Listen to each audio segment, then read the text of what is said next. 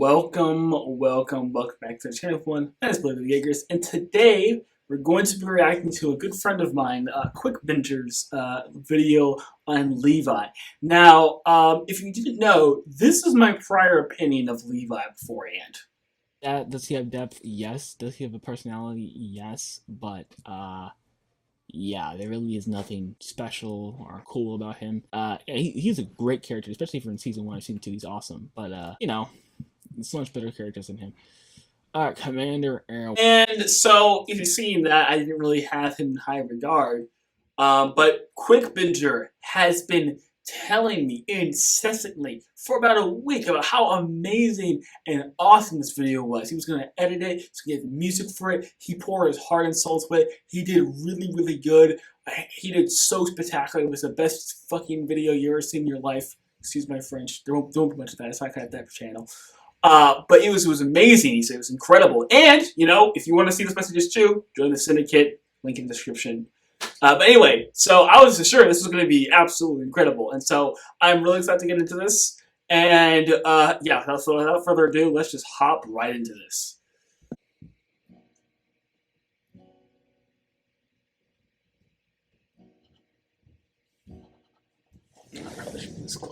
The human mind is a complex thing. It is something ever-changing. Okay, yeah, he definitely souped this one up. I can already tell because there's not usually this much editing involved, and so yeah, I can already tell he's and ever-growing, going pretty well. And therefore, even the most worthless of individuals can find meaning and belonging. And he added subtitles too, which is a very tedious process, I might add, and you will never ever see a subtitled video from me ever. So props to him for doing that as well. Things they fight for, no matter the cost. This idea is demonstrated by the story of Levi Ackerman, a man who, even when faced with demonstrated things they fight for, the most worthless of individuals can find meaning and belonging in the things they fight for, no matter the cost. This idea is demonstrated by the story of Levi Ackerman, a man who, even when faced with so much hardship, so much pain and death, so much reason to give up and resign himself to a life of passivity, still moves forward because it is why he was born. He was born to protect those who cannot protect themselves, as he was born to give meaning to his lost friends, who now look upon him from the heavens, smiling at his small yet important actions of empathy, kindness, and most of all, spirit and determination. What was it was duty or what was it? Let me look. Okay, so for Levi, is it hope or despair where strength comes from? So I think, just start right off the bat, I think that Binger, and I believe there's only one correct way to interpret AOT, but in this case, we have it confirmed. I think Binger's on the exact right path here because what he's saying in the beginning is correlating to exactly what the author said, which we're going to assume is hope, obviously, from what we see in the ending of Levi's character. So he's saying that he draws that from the hope. So that's, or he didn't say, I don't think he said those words exactly, but he definitely was saying the same thing as that. So definitely on the right track. He definitely did his homework here. To turn this world into a paradise for those who need him to put on a brave face. A face that hides the pain he carries with him every single day. Recently, I found out that a friend of mine, Beluga the Jaegerist, you may or may not have heard of, that's me, doesn't think too highly of our short king. Yes. And I decided, you know what? For someone who refers to himself as an SNK scholar, his logic on what makes a good character is flawed. No offense, Beluga. This video is wholeheartedly dedicated to shutting down all claims of Levi being a boring, bland, and unimportant character, because in actuality he represents the really. See, this is what I'm saying. The heart and soul of the serving corps, and along with Zeke, he has the best conclusion in the story. Okay. I just want to get something out of the way first. Okay? Before you take me further. No, Binger, no. Listen, you might change my mind on Levi, but you're gonna have to pull something incredible in this video. I'm a Zeke lover. That's why my profile picture is Zeke, because of this conclusion. That's literally the only reason why. But Mikasa and Eren are better. I'm sorry, Mikasa and Eren are just better. Maybe Zeke is the number one, maybe, but Levi, no. No. Simplifying him to a cool, powerful soldier who ruthlessly mows down titans is an insult to the hard work I like the Isayama music you put put in in here, to too. perfect his craft and say so much with so little. Really? Now, with that passive-aggressive intro aside, let's analyze one of the greatest anime and manga characters of all time. Cook. Come on, let's go. I want to see it. I'm excited. Into the night. Nice. First of all, I'd like to discuss Levi's base personality, his character introduction, and why it makes him so likable right off the bat. From the beginning of the story, we have been following Eren's relentless quest to kill all the Titans, and throughout the first arc, we are shown how naive that goal is. His resolve is shaken, but it is also engorged due to the trauma he overcomes in Trost. While we, the audience, root for Eren, we are also given subtle hints of his darker nature that Isayama carefully sneaks into the arc. And most of us probably didn't realize how cathartic it was to see this headstrong, foolish boy finally get some sense knocked into him. After Eren... Yeah, I didn't feel very cathartic since I watched season 2 first. So, yeah, it's a little bit different when you're like that. Simultaneously given a reality check, as well as even more resolve, He got his reality Levi check comes in as a with sort Reiner. of mentor figure who brings Eren back down to earth and temporarily cages him. His sentiment that Eren cannot be caged holds true, but at this point he keeps him on a tight enough leash so that Eren doesn't become as dangerous as he is at later points in the series. This control Levi has over Eren makes him a more dominant character. He is active in every sense of the word, at least on the surface, and when compared to his squad, who follow his commands with no questions. But what makes him more compelling and nuanced is his inability to be active when it truly matters. What do you mean by As that? shown when Annie massacres his entire squad, Levi is continually unable to save his comrades, and wears nothing but a blank expression on his face when he sees their slain bodies. From this we can infer that he has become used to never being able to do anything. Okay. First off, right off the bat, something Nick had before, so that's actually really nice. Of course, I saw his blank expression over and over again, but never once I think, perhaps he is used to this. And, we saw in the intro, and he told me, in DMs that he's going to talk about no regrets, so I can also juxtapose that to when in no regrets, his reaction was much different to when his reaction now. So he could be right about that. He is simply not affected by it anymore. He just feels numb inside. He is too strong to die. No enemy can challenge him. But that doesn't hold true for those that surround him. And that makes him endlessly tired and empty from outliving everyone he cares for and values in his cursed life of eternal agony.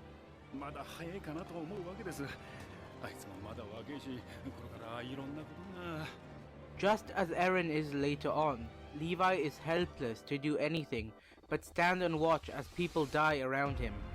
It's Levi's indecisiveness and inability to change things that make him so compelling. Interesting. I like where this is going. I'm interested to see how he's going to capitalize off of this. When he and his squad force the choice upon Eren to transform and face the female Titan or trust his comrades, Levi says that he doesn't know the answer himself. He openly admits to being a passive observer, a bystander, of other people making his choices for him, Erwin most notably. That is why his reaction to the outcome of the choice is so powerful. While Eren grappled with the consequences and tries with his inability to change things, Levi accepts it because he is so used to it. I'm starting to see He where trusted he's going. Eren, someone clearly unpredictable and immature, and it got his comrades killed. And he knows that it will be incredibly difficult to explain that to the families of the fallen. But Levi doesn't resent Eren for inadvertently getting his squad killed. No, he merely understands that nobody knows the answer to anything. Those are the conditions humanity operates under. The only truth in this world is that there is no truth. And Levi understanding this shows how mature and wise he truly is. Something many ending haters fail to see. Eren, this boy with a resolve of steel, doesn't know any more about this world than himself, Erwin, or anyone. They aren't gods, they are only human. Simple humans who can't even save the ones they care about. So what good are they?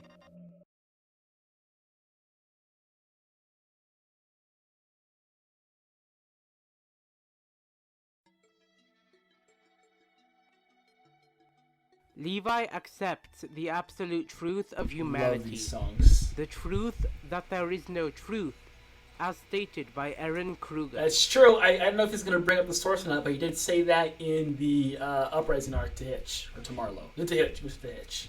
However, he does not let that stop him.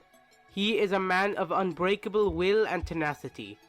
Contrary to what people say, Levi has the biggest heart of them all, proven by how he cares for his comrades in the aftermath of the female Titan arc, comforting them in their time of grief and mourning, by telling them that their friend didn't die in vain, because he lived and died as a scout. You know, it's been a while since a lot of us have watched Season 1, a long time. We spent a lot of time camping out in Season 4, Return to Gigantia. I mean, really it's just a rumbling where we camp out and then, you know. But I actually had the opportunity and the privilege, again, watching AOT is a privilege, always remember that, to rewatch AOT with my stepsister. And going back to Season 1, he's right. This moment in particular, we're very emotional and very poignant, I would say. And this did have invoke a very strong reaction from me and the audience. And I don't know if it's going to mention this or not, but there's another small detail I like. I'll open again ahead of him. He says he's coming to soldiers. I like how I see him set this up. So when Levi, I think it's when Levi's when he's first introduced. He kills a Titan, and he says, and he gets some blood on him. He says, "Oh, this is disgusting," right?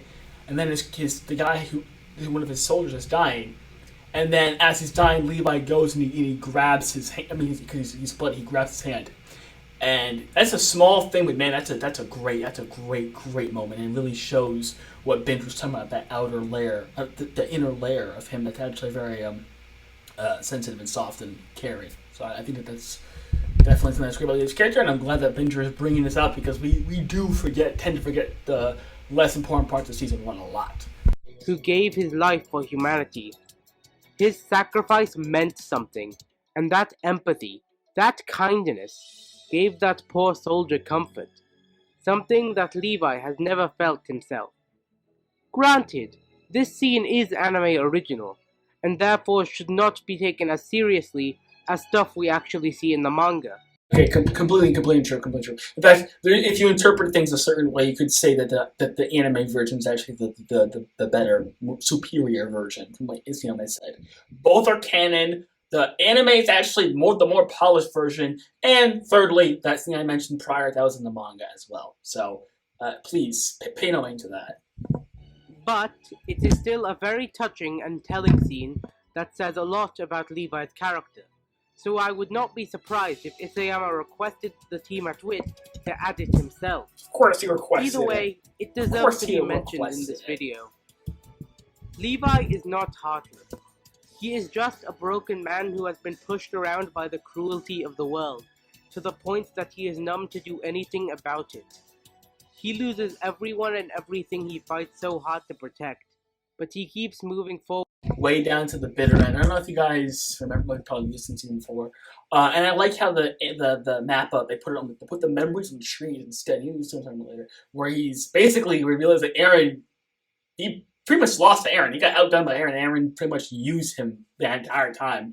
And it goes back to the memories of all the people that he sacrificed and all those things that he did to get Aaron back. And this entire time he was just using it. It was very, I mean, as a Yeager, it wasn't really that painful for me, but I think it was an objectively painful moment. And the way that the artistic choice that Nappa used to put on the trees, I think that was a great choice there. And it goes more towards Binger's point about how he loses everything to protect. Forward anyway, because he was born into this world to do something. He owes it to his lost friends to make it so their deaths weren't in vain. He just doesn't know what he must do to achieve this. What method is there for him to honor their memory? In my opinion, that's a pretty accurate description of the Survey Corps as a whole. None of them know what will happen out on the battlefield, what they are dying for, but they push forward regardless to see a victory that isn't guaranteed, for the sake of humanity's freedom. That is why Levi joined the Survey Corps, so he can live with no regrets. Despite the pain he experiences on a daily basis, he doesn't give up no matter how empty it feels to even live. He owes it to Isabel and Furlan, who add a lot of dimension and humanity to his character, bringing out a more subtly playful and almost happy side of Levi that is rarely seen. They act as contrasting figures to his straight man persona, but in the end, they want the same thing as him: freedom from the miserable depths of humanity's underworld. Despite the story they appear in being ambiguous in terms of its canonicity, Isabel and Furlan do indeed add to Levi's character in many interesting ways that deserve to be mentioned. 決断を悔いることはない。決して。One really telling scene that I think not enough people appreciate is when Owen and Levi both learn that the Titans are in fact human beings. Oh, yes. Comparing their respective Yes. reactions to this information subtly tells us a lot about their views on humanity. Benja knows what he's doing. Owen smiles when he receives the news. That is because he sees humanity as a means to an end. Yep. Of course, he cares for his comrades and feels guilty when they die under his command. But his dream of discovering the truth of humanity trumps that, and that makes it so he is smiling excitedly when he learns that the scouts have taken one step forward towards the truth he has been craving for so long. On the other hand, Levi is horrified by this information. He values life and his comrades because That's life what he and says to me when he first hears the information. The first line he says is, all this time, he thinks it's humans all this time been killing humans. I would go get my book, but that's going to take too long. But yeah, something along those lines. proper childhood, friends, and everything else that comes with adolescence were things that he was deprived of in the grimy underworld of Paradis. He never had a chance to live in his formative years, and so he ensures that others may live their lives to the fullest. So the thought of him killing these people is sickening to him. This is just a small scene, but it is important to mention anyways. Let's get back to the main discussion. 100%. 100%. Levi is still trying to find out who he truly is on the inside. His search for answers about his identity, his past, and the reason he was born into this world is one of the focal points in the Uprising arc. You guys, at least the people who follow me on Twitter, already know that I absolutely love Kenny and Uri, but Levi also is a standout of this arc. This is his arc, along with Historia's, of course. What makes Levi's last scene with Kenny so powerful is that, in this moment, Levi finds out who he truly is. He spent his whole life a living weapon who beat up anyone in his way. That is how he was raised, but he felt numb, empty as he killed, never satisfied. So he joined the Scouts to become a part of something bigger than himself, but was still met with the cruelty of this world. He wondered, what am I supposed to do to fight back and cement my place in this world? Levi was born without a purpose, without a family, without a home, and this led to the sickly boy Kenny sees as he towers over his sister's rotting corpse. This boy who could have been so great is left to starve, clinging to the one thing that affirms his identity: his name.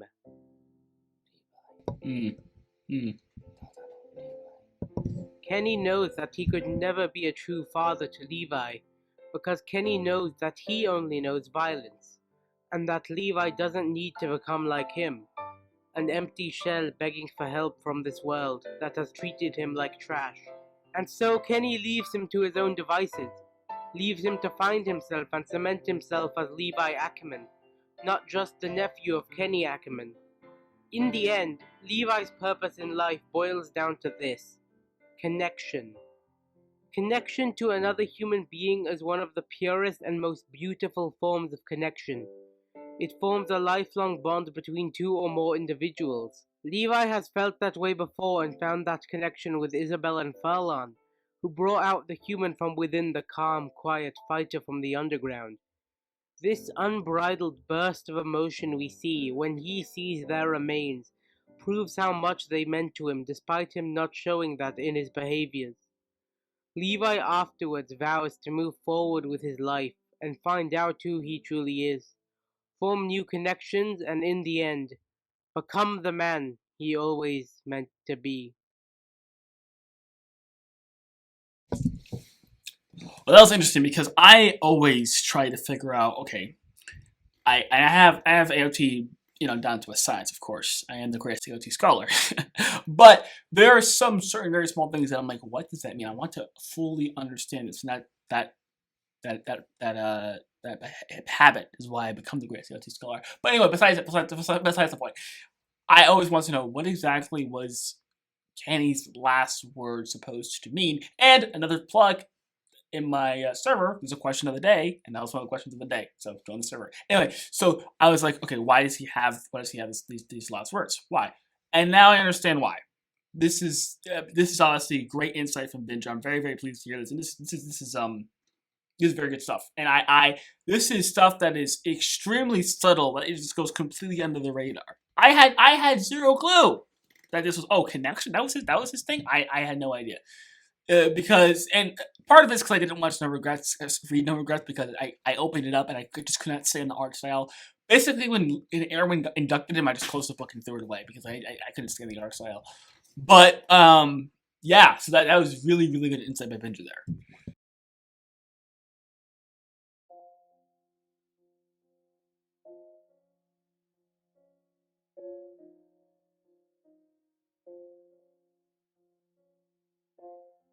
Kenny Ackerman, the very man who set up a path of violence up for Levi, shows Levi who he truly is in his final moments by giving him a serum that could save people. My favorite moments. Levi is a fundamentally caring person. He is cold and harsh because he cares. That is his struggle. Should he care or should he not? The serum represents the ability, the power he lacks to protect, to save, to create life. The serum itself isn't important. It's the value it holds. It's the power Levi has been searching for. He is a protector. Oh, okay. That's a good one. Okay.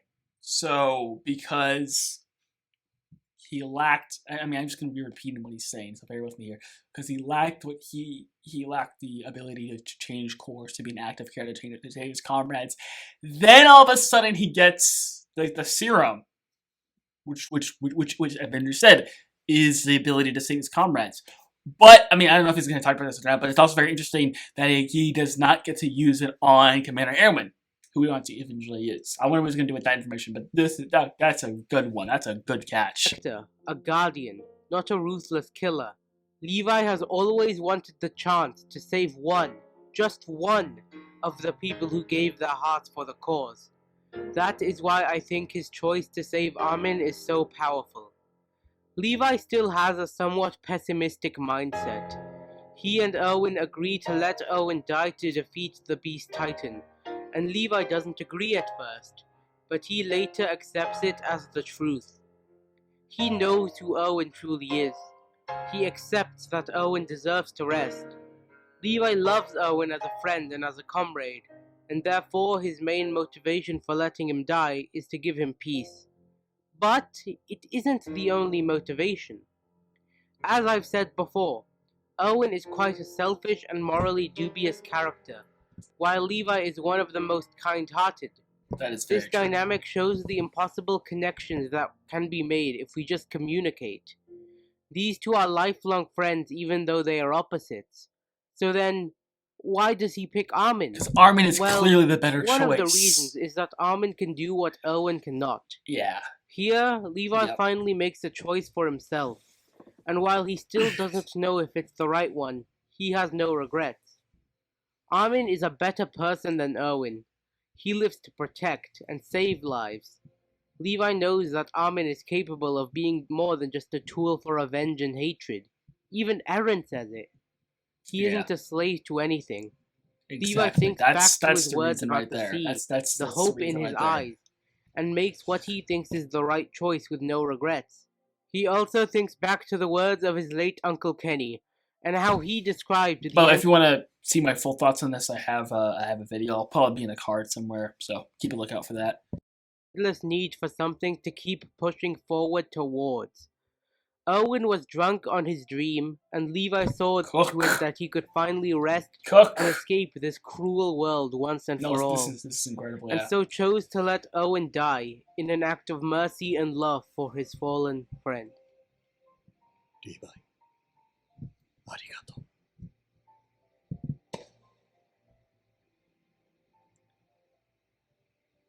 Such an incredible moment.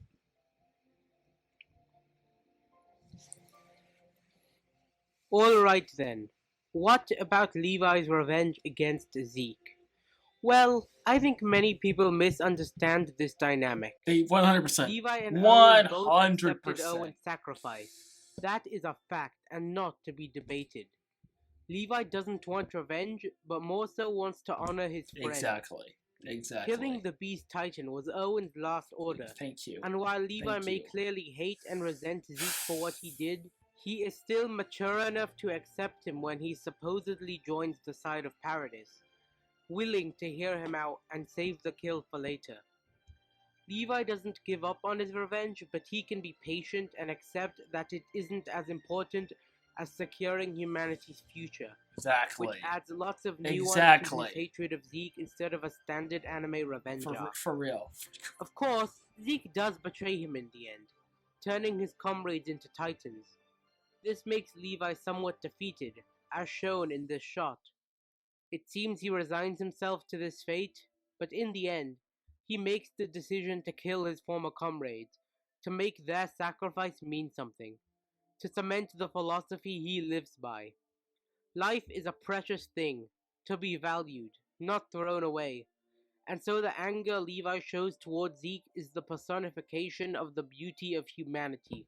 He is angry at Zeke because he took something precious, something that means the world to Levi. Life. And in the end, Levi kills Zeke. But what makes this scene interesting is that Zeke is no longer the nihilistic man he used to be. Zeke now values the meaning and worth of life, lamenting in his final moments about the fact that he didn't enjoy it to the fullest as he should have. This is such a brilliant way to end this dynamic. Incredible. It was absolutely Zeke incredible. finally understands why Levi and humans in general keep fighting, something he questions early in the series.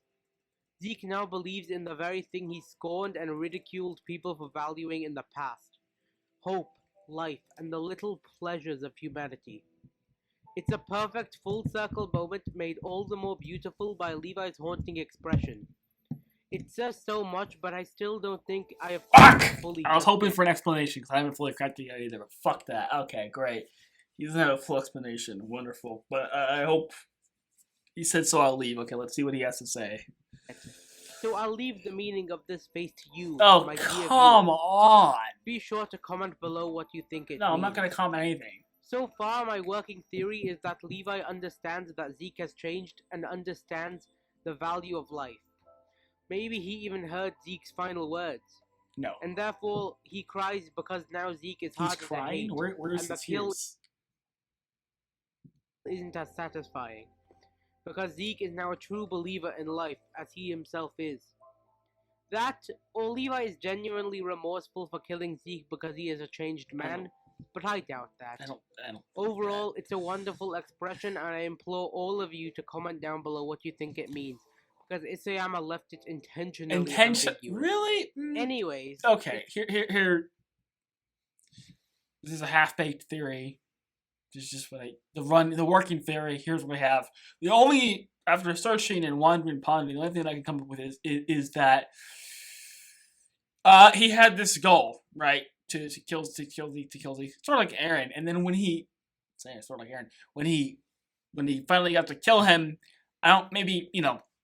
like it was done. Like he didn't like, not that it was sort of that it didn't live up to his expectations, sort of like that. Like he didn't feel like a cathartic release, like he initially thought. Some of that, and just like it's over. Like the journey is over. Like he's done. He's completed his mission. That again. It's not the most sophisticated thing in the world, but that's sort of what I have going on right now. So yeah, there we go. I was promised a thing about Annie. We're 20 minutes in. Where is it? Knows how cruel this world can be, and therefore understands what is needed to fix it. Connection. That is why him getting See. That's what I didn't realize beforehand. revenge on Annie makes no sense either. A really obvious detail that I Here we can't go. believe I I'm so didn't excited catch for this. I'm earlier so excited for is this. this scene What is right it? after Levi rescues Eren from Oh! Okay.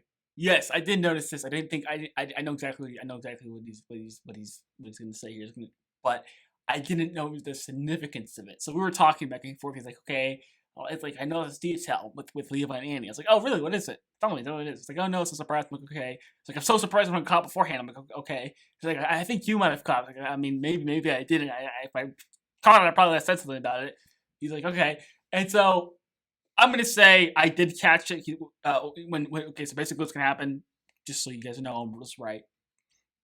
When Annie's sitting on the tree and she's crying, Levi looks back at her and is concerned.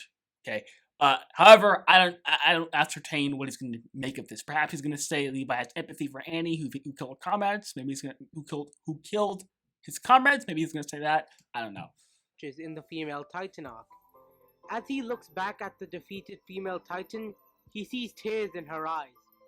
Now, it isn't clear why Annie is crying Oh, it's here, very but my clear. interpretation Okay, here.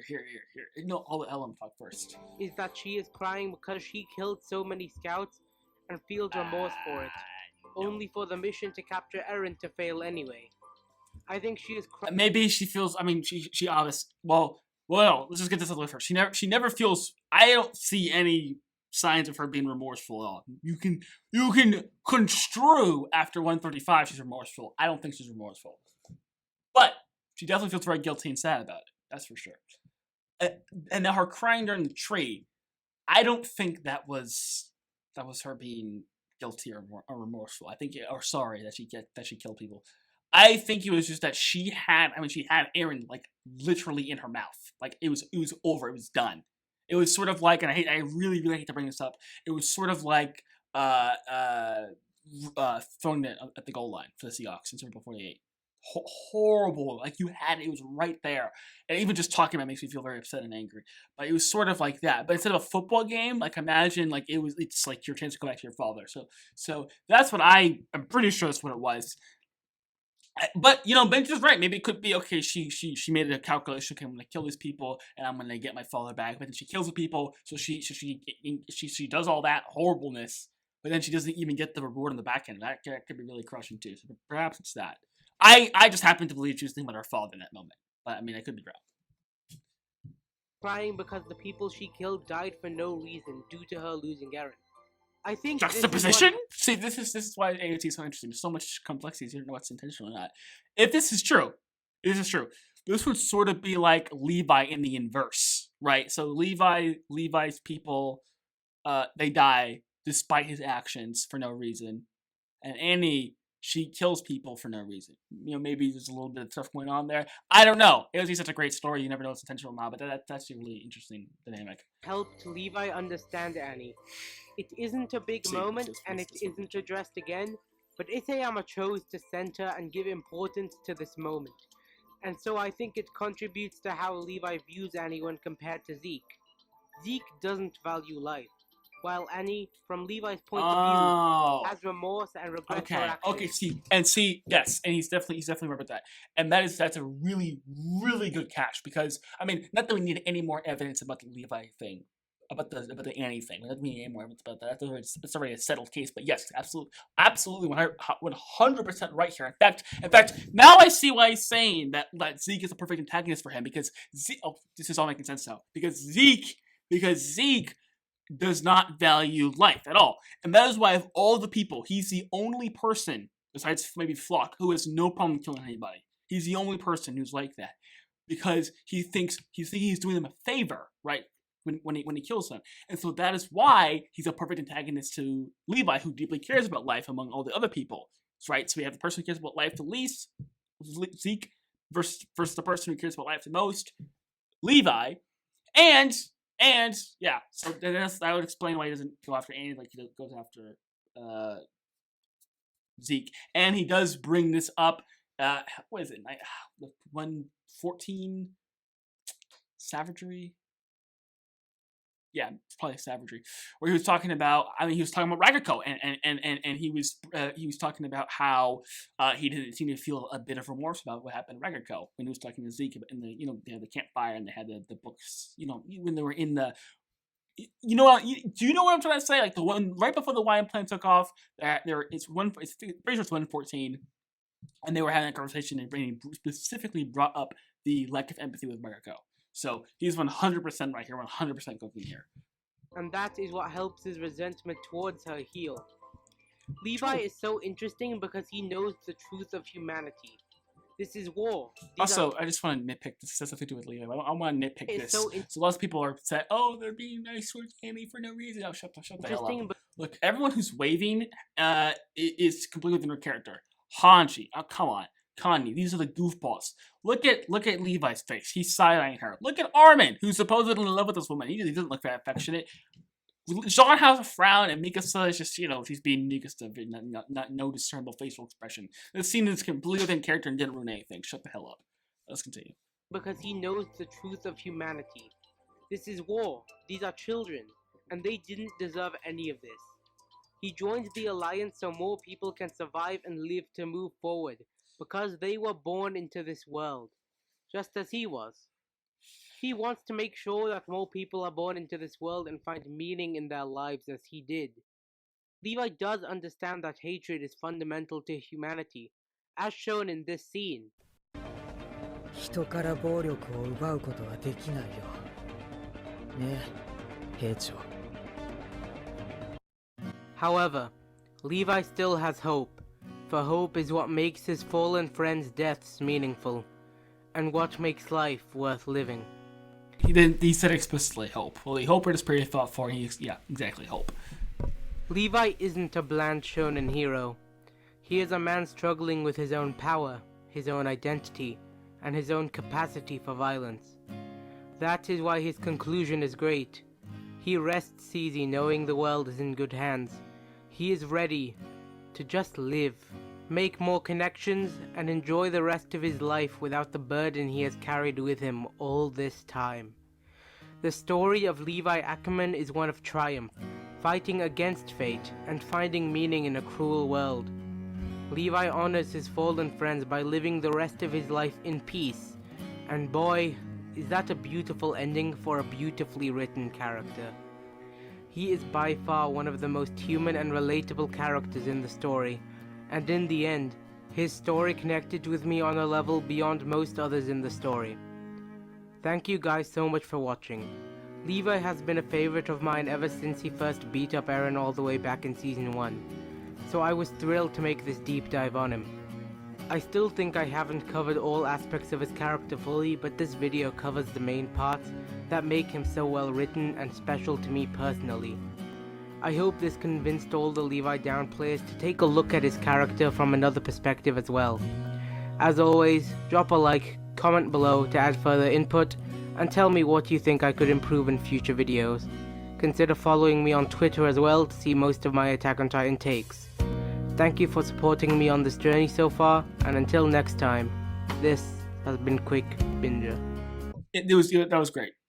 And it definitely convinced me. I was one of those people like, okay, Levi, he's just there to take care of stuff when he needed to kill people or whatever. But this is beyond what I imagined, and I actually now understand what I think was one of the best parts of this was why he's paired up with Zeke. And this is why OT is the greatest piece of fiction of all time. Yes, I'm going to go there. Because you got shows like, Breaking Bad, Better Call Saul, what else? The Sopranos. I haven't watched The Sopranos, so I can't say anything about that yet. But AOT is thick. The characters, the good characters, the high quality, they're thick. It's a thick selection. It's in depth. It adds in depth as the characters are. I mean, you got Eren, Armin, Mikasa, Reiner, Levi, Annie, Zeke. I mean, I'm probably missing a few others right now, but that's like 6 or 7 high premium quality characters. When other shows have like 3 if you're lucky, maybe 4.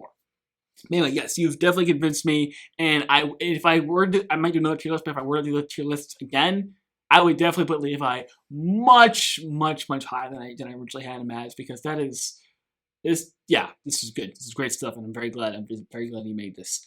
So anyway, thank you for watching, and make sure to leave a like, Join the freaking subreddit. You need to grow that thing. Make as much posts as you can. And I'll see you in the next video.